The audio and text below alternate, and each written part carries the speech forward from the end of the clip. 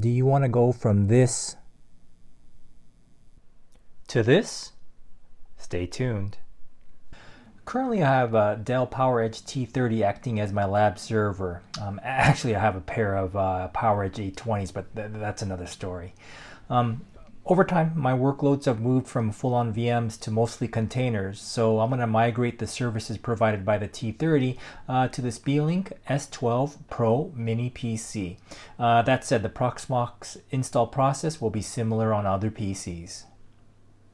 I've been using this Beelink Mini PC as a Windows 11 box for several weeks now, and it's been extremely capable. It's been solid and works perfectly fine as a basic Windows 11 desktop PC. It has a 12th gen Alder Lake N100 4-core processor with speeds up to 3.4 gigahertz. It also features Intel's UHD graphics coprocessor.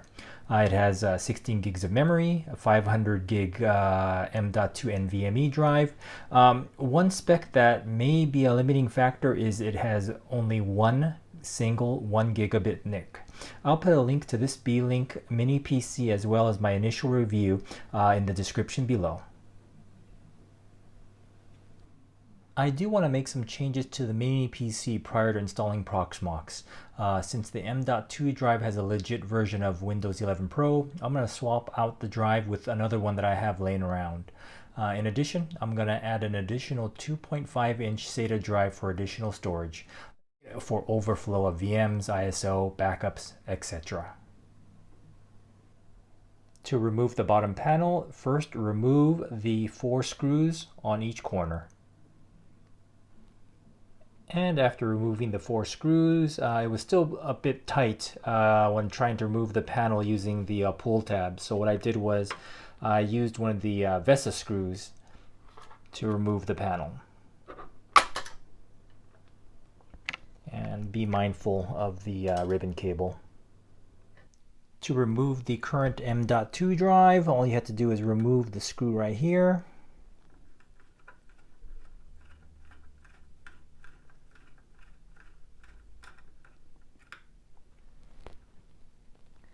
And remove the drive. And make note of how it's keyed. And for installation, just insert the drive into the slot and reinstall the securing screw.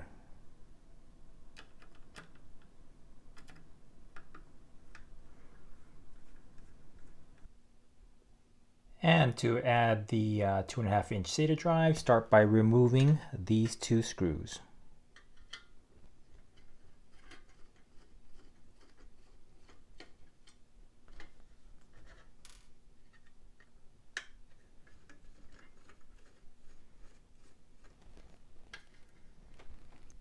Now let's insert the drive. Just take note of how the slots are keyed and insert the drive appropriately.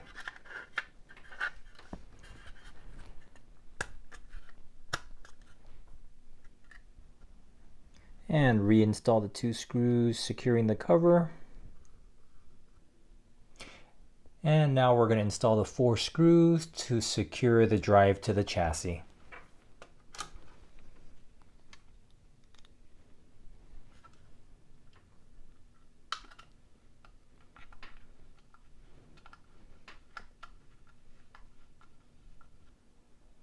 And once the 4 screws have been installed, we're going to flip the cover back into place.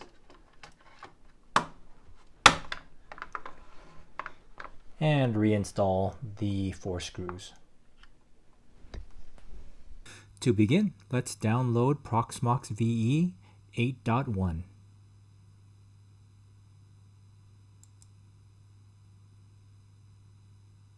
Next, we'll download Rufus Portable. This will allow us to convert the ISO to a bootable USB.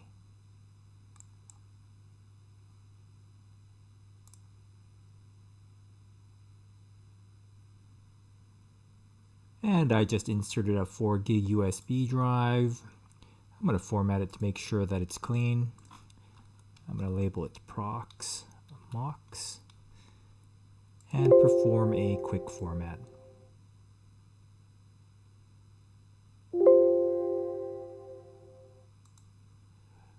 Rufus was then launched. I selected the Proxmox USB drive, and I selected the Proxmox ISO.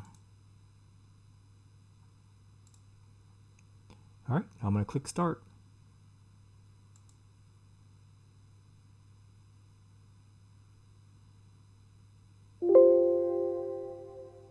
Click OK.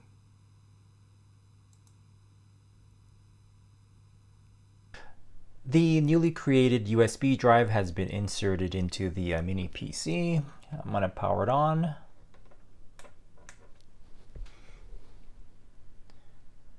And I'm going to hit F7 to enter the boot menu.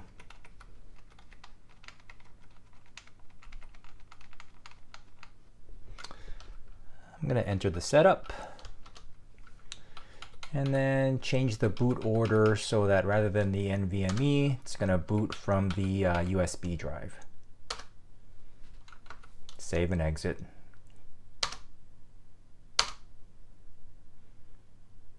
Okay, perfect. Let's perform the graphical installation of Proxmox.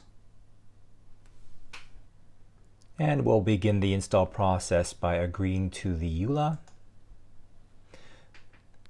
See, we see both the drives here. We see the NVMe and the SATA drive. We're going to choose the NVMe drive. Next. Let's see, US. I'm going to select Los Angeles. US English. Clicking Next. And let's put in the admin root password.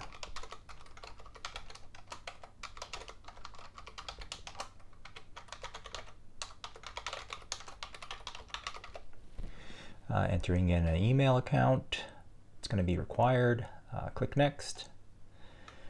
Entering in the host name.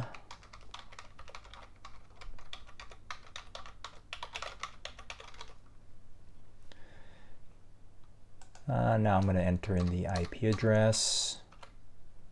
Oops, numlock. Gateway is correct. DNS server, for now, I'm going to put 8.8.8.8. Next. Now we're going to look at the summary, make sure everything is correct. Okay, and then I'm going to keep this selected, the automatically reboot after successful installation. And I'm going to click Install. I'll see you in a few.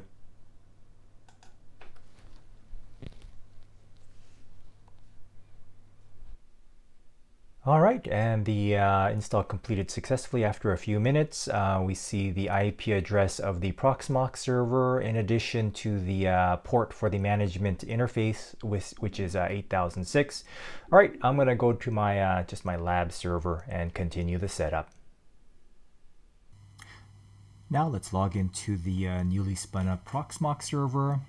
IP address and the port it uses is 8006. Enter in root and the password.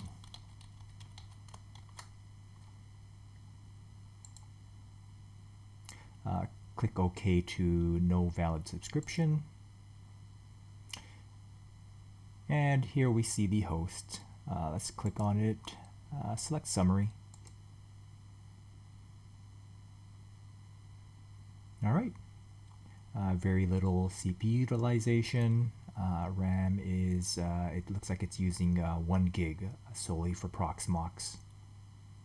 Now let's perform some updates. So let's go to updates, and over here we see the standard Debian updates right here. We are going to update the repositories real quick. So since we don't have a subscription, what I'm going to do is disable the enterprise repository, and what I'm going to add is the no subscription repository. I've been using this option for a few years and it's been very stable. Haven't had any issues.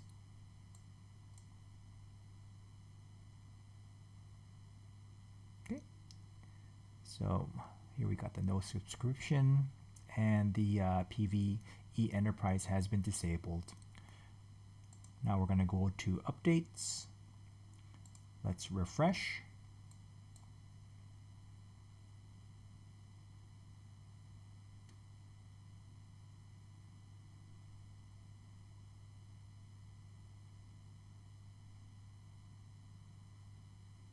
Okay, let's close it out.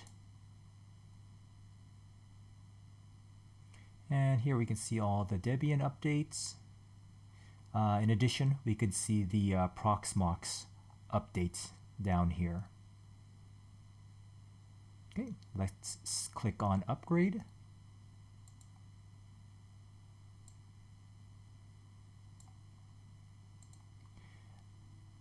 This console is going to come up, and we're going to click Yes. Enter.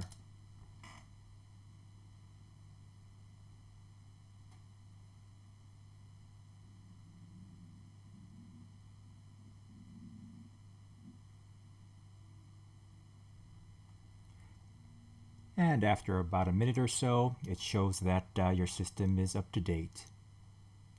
And just for good measure, what I'm going to do is give the host a reboot.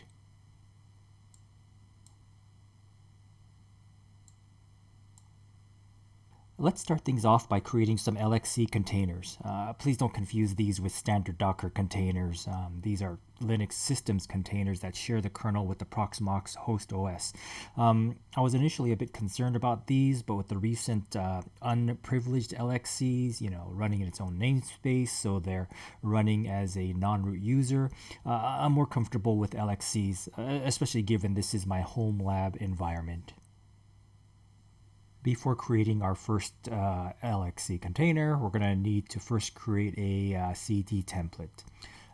Go to local storage, click CT templates, and then click on templates. And since Proxmox is based on Debian, I'm going to look for Debian. We'll go with 12 standard and select download.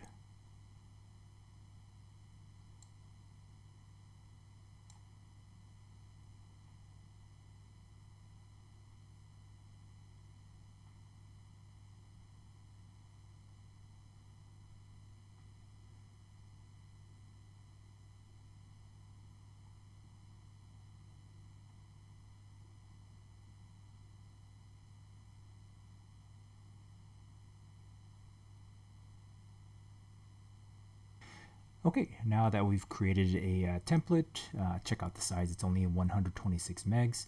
Let's create the container.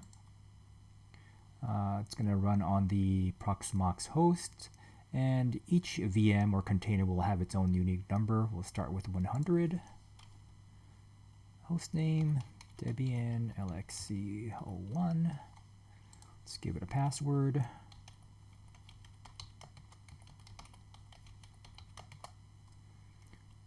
Click Next.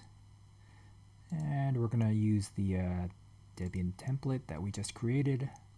Next. You know what? I'm going to give this particular container 10 gigs. Cores, we'll give it 2.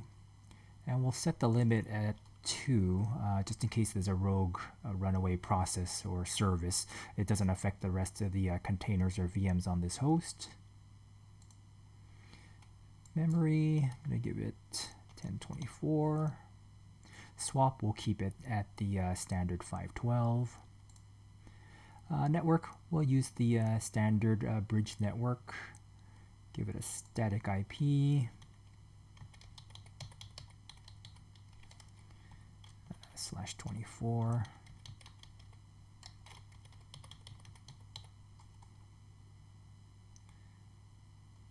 Next. DNS domain, DNS servers, we'll use the host settings. And confirm that everything is good.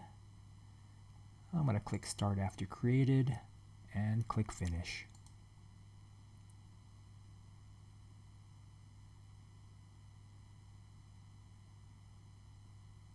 Okay, task is okay. Let's close it out. And here's our container. Let's check it out. Let's log in.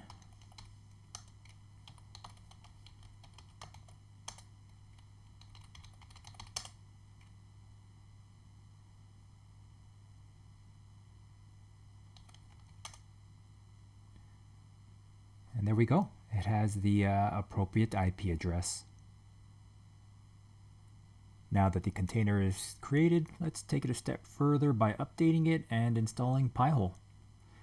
All right, let's do the updates and upgrades.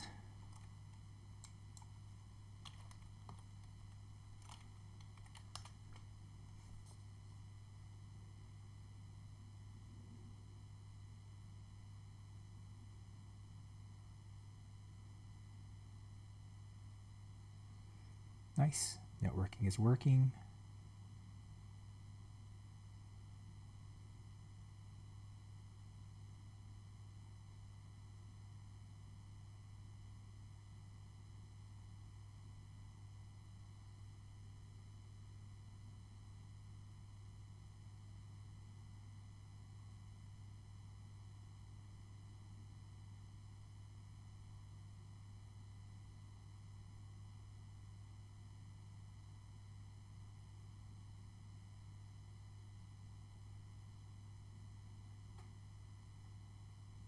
Okay, the updates and upgrades are completed. Now let's install curl.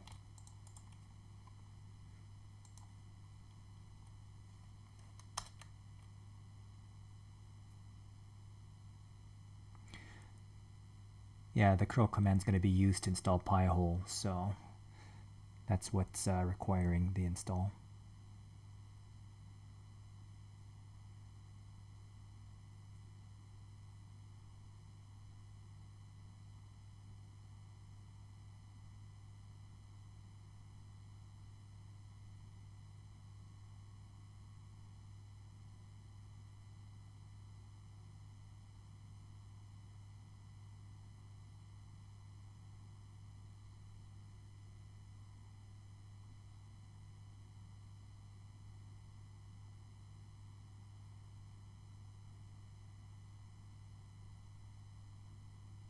Okay, now next let's perform the install of Pi-hole.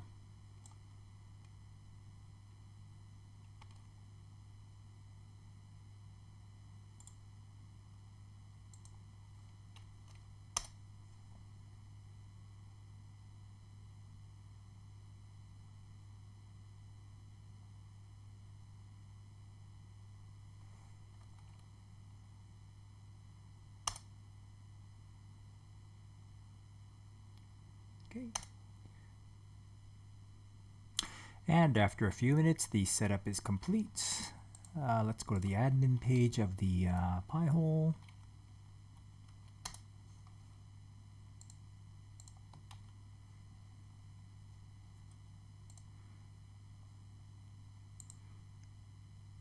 And we see that the Pi-hole is up and running. And one of the benefits of these LXC containers is they do have persistent disks. So if we look at the container volumes, we do see VM100's 10 gig disk. And if we were to shut down this VM, or container I should say,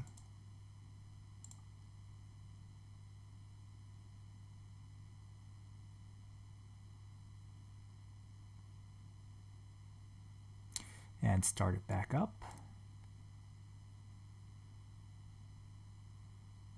and we'll just give it a few seconds. If we go back into the Pi-hole admin page,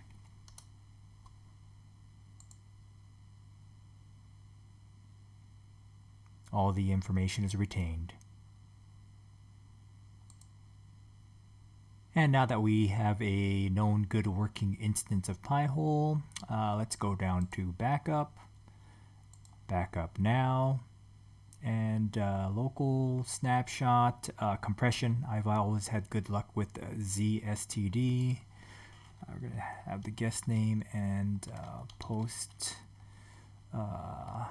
Pi-hole install and config. Then I'm going to click backup.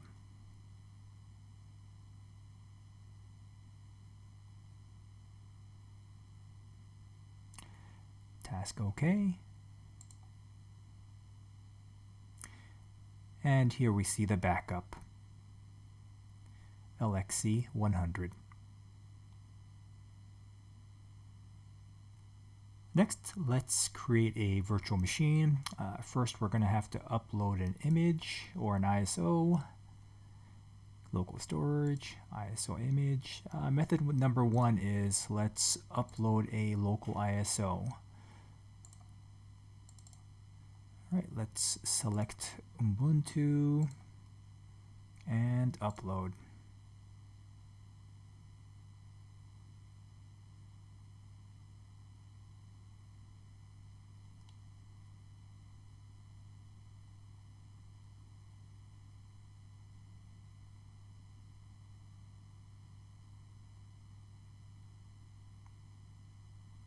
Okay, task is okay.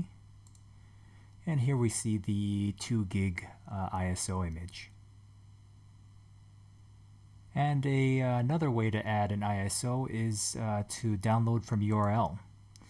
So let's say we go to Debian download, getting Debian. We want to download an installation image. Right click on AMD64. Let's copy the link address, paste it into the URL area, query. There we go. And let's click download.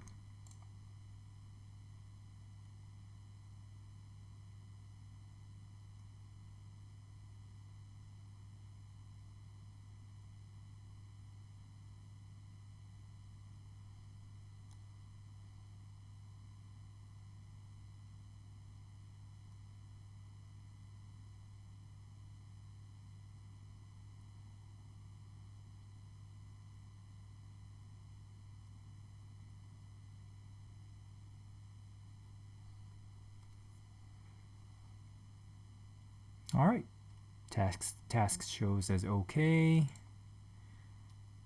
And here we have the Debian installation ISO. And now let's create a VM. So we're going to click on Create VM. You know what? I'm going to reserve 100 to 119 for containers. I'm going to start with 120 for full VMs. Ubuntu 01. And we'll have this one start at boot. Next. And let's select the Ubuntu image. Next. We'll keep these as default. Disks, I'm going to bump it up to 40 here. CPU, we'll go with 2. And once again, I'm going to go with a CPU limit of 2 down here also. Next. And I'm going to give it 4 gigs of memory. Next. Bridge to the port. Pair virtualized. Okay, looks good. Next. And confirm that the settings are good. I'm going to click Start after created and finish.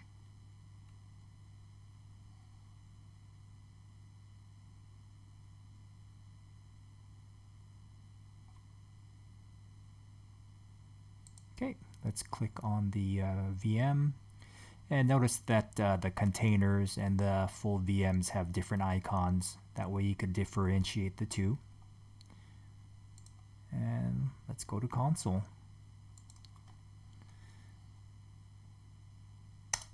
Install Ubuntu server.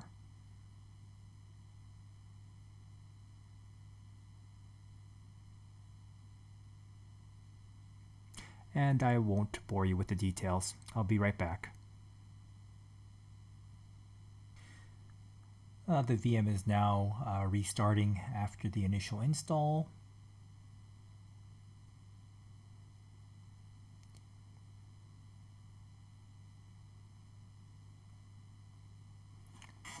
Let's log in.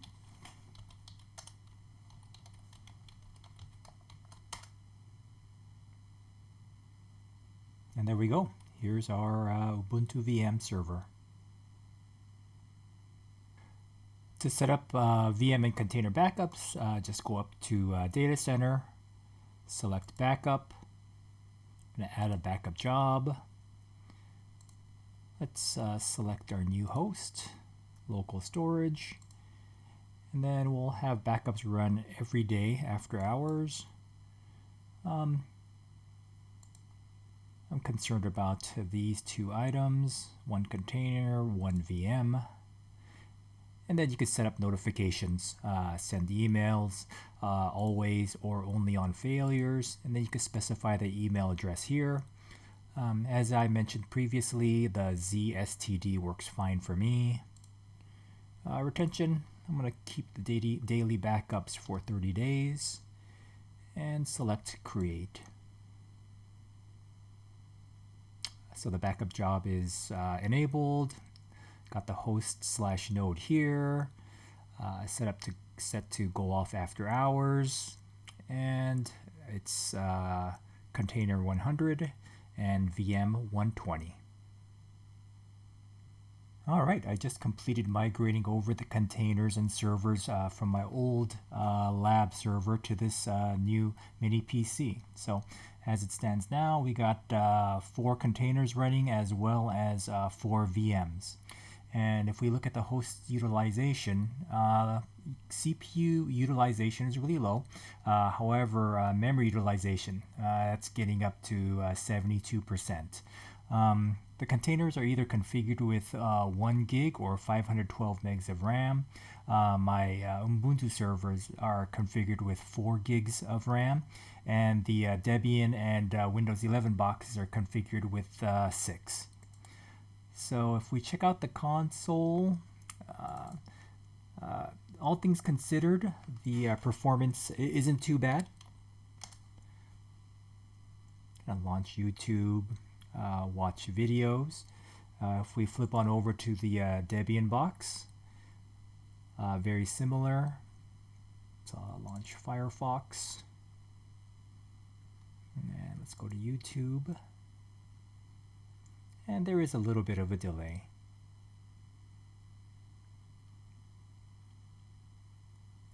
And if we, let's try to launch something else. How about chess? Yeah, so not too bad considering we have all these containers and full-on VMs running. So, all things considered, I'm very happy with this deployment of Proxmox onto this Beelink Mini PC.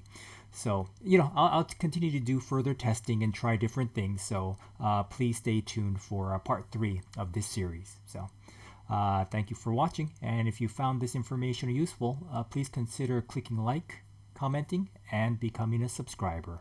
Thank you.